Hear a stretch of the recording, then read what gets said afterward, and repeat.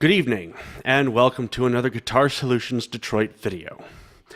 Today is Sunday, the 21st of April, 2019. Now, I don't normally bring up the date, but today marks the third anniversary since the passing of perhaps the most influential artist of our time, Prince. Now, that poster is not a temporary addition, it will be staying up. So it's only appropriate that today we'll be doing video 3 of my 3-part series to cover my Prince Tribute Stratocaster, Purple Rain. And here it is. Now, I did a lot of work, took a lot of chances designing this guitar, designing the body, picking out the neck, the profile, and the finish. And I'm actually quite pleased with the result. So what I have is a purple mahogany body, chambered with a quilted maple laminate top. Now, it's kind of hard to see the quilting because my camera, for whatever reason, doesn't really pick it up well. But I'll be posting some pictures on the Guitar Solutions Facebook page that do the finish a lot better justice. I did use EMG active pickups. These are the same EMG 85 and EMG SA that Prince used in his signature cymbal and cloud guitars. And as far as I'm aware, pretty much every guitar he owned except for the Hohner Telecaster knockoff. Now, that's not to say that Prince's Hohner wasn't a fantastic instrument. I mean, here we are. But it wasn't a Fender Telecaster. And I actually decided to go with a Stratocaster instead because I felt that I would have more freedom, more options. I could add more features onto a Stratocaster body than would be available to me if I went with a Telecaster body. So the F-hole was kind of a cosmetic choice, but also I wanted to add really as much resonance to this body as I could. That's why it's chambered. That's why I went with mahogany.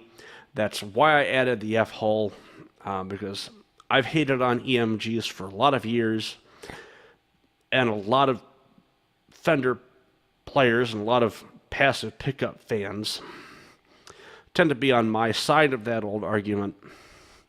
But actually, I think that in this particular guitar, the EMGs worked out very well.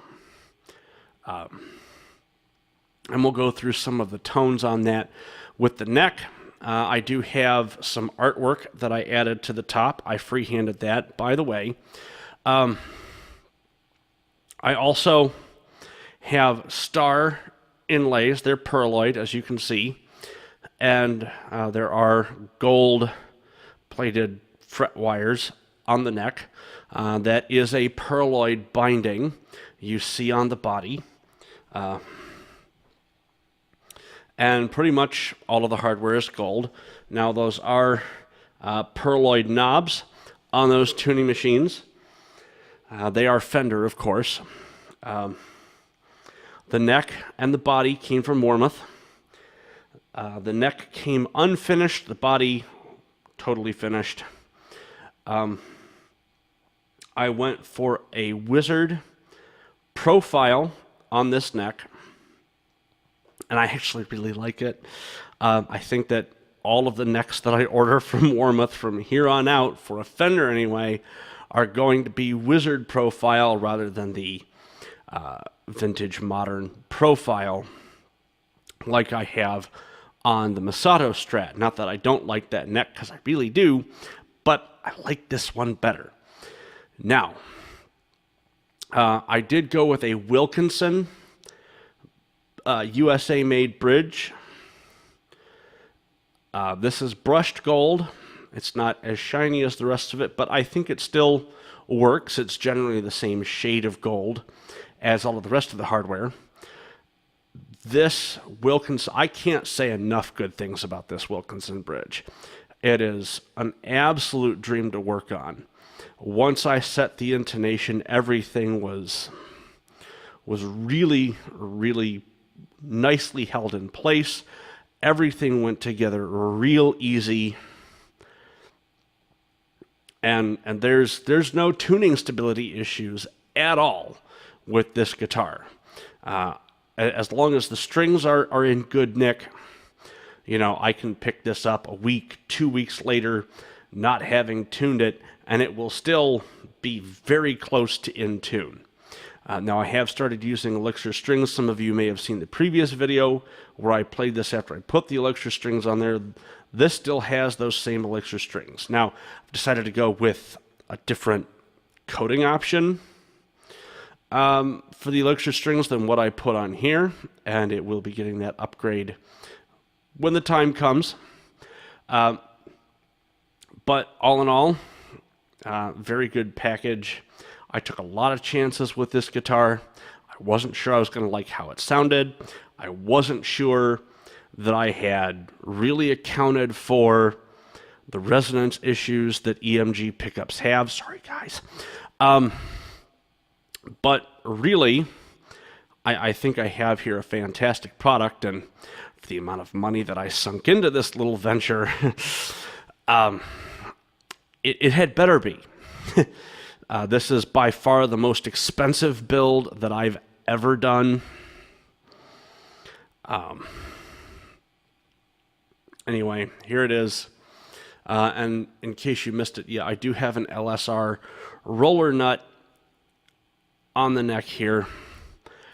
And again, I really can't say enough good things about this Wilkinson tremolo bridge. I did have the bridge pocket recessed so that I could set it up to be a floating bridge. I ended up opting not to go with a floating option, but I could float it if I wanted to. And in fact, the way that these Wilkinson bridges are set up, it's very easy to float them. I did put a back plate on this, matching the pick guard, of course. And actually, the battery box on this is really slick. It folds up and out, and then another door pops out for the battery. The battery is very secure in here. It's not just a cavity in the guitar where the battery is kind of flopping around a little bit in there. It is very secure. Warmoth. This is a Warmoth, I guess, exclusive thing.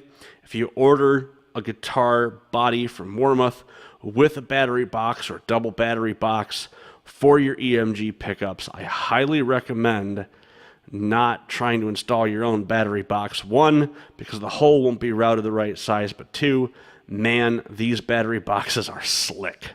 So, a lot of symbolism on this guitar. The purple, obvious. The pearloid, because one, it's pretty flashy, but two, because Prince said he would give you diamonds and pearls. The star inlays, because, baby, I'm a star. Gold, because that's, you know, the kind of hardware he used on the purple guitar. And again, the EMGs are the same 85 and SA that he used on all of his guitars. And white, obviously, to match the pick guard. So, I've talked enough about this guitar. Let's hear how it sounds. We are clean right now going into my Fender Hot Rod Deluxe. And as you can hear, there is no noise from these pickups, this guitar, at all. There's a little bit of a buzz because actually my outlets aren't grounded. But I've got everything running through a power conditioner, so it's pretty quiet. And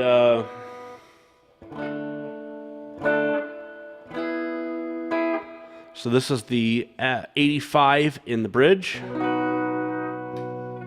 Here's the middle position.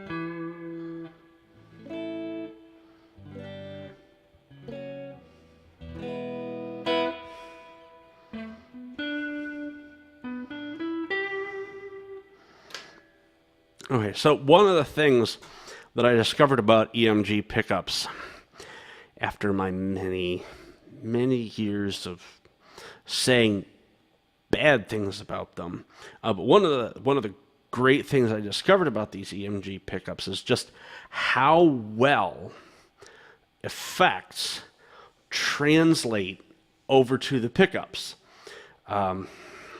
There's a lot more clarity in these pickups than there are in even the best single coils. So I'm going to turn on my chorus.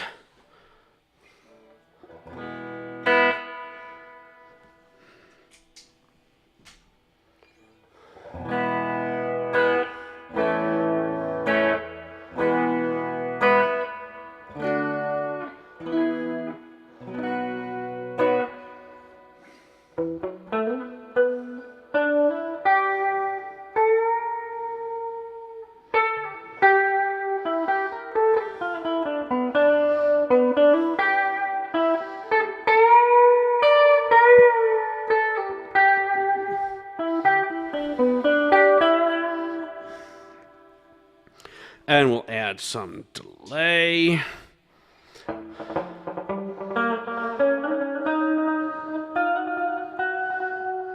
And my compressor.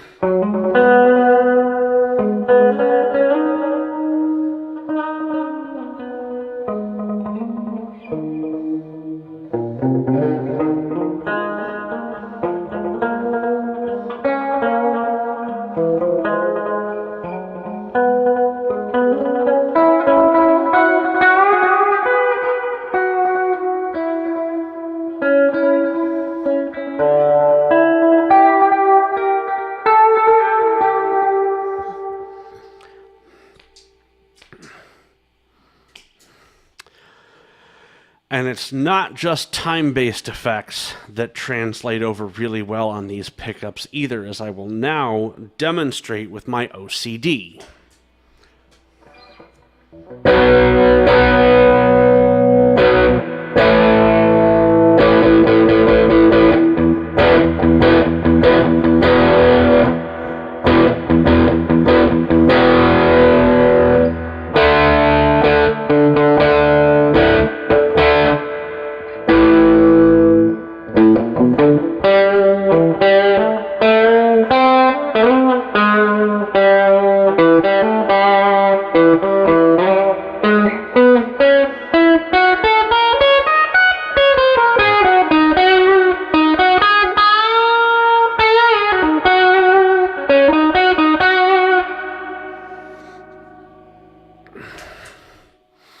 And now, for the payoff. It's time to, at long last, engage my Iron Horse.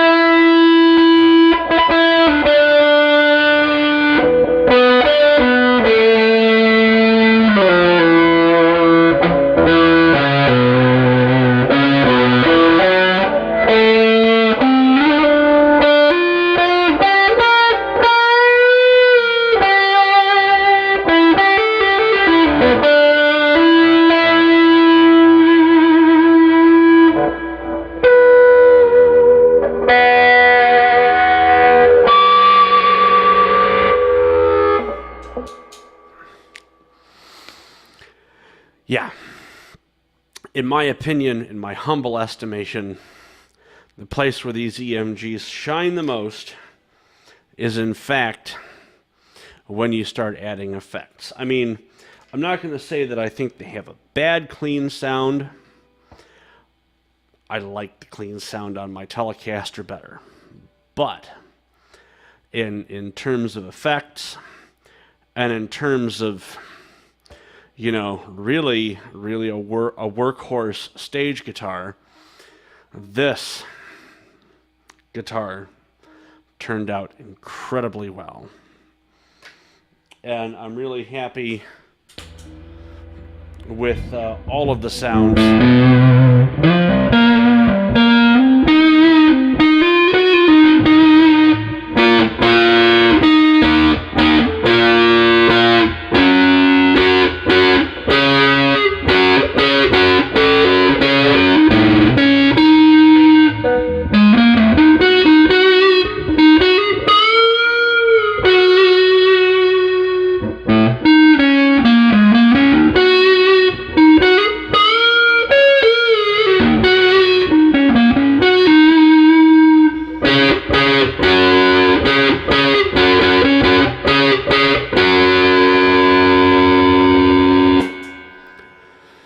And that would be my Russian Muff on the neck pickup. So, Purple Rain, Stratocaster. Again, I'm going to post some pictures of, some better pictures of the body that really kind of capture the essence of this finish, because, you know, in this light it just looks like kind of a purplish guitar, but actually visually the body is quite stunning. Thank you again for tuning in. Don't forget to like and subscribe this video. Click the bell for notifications, and I'll catch you next time.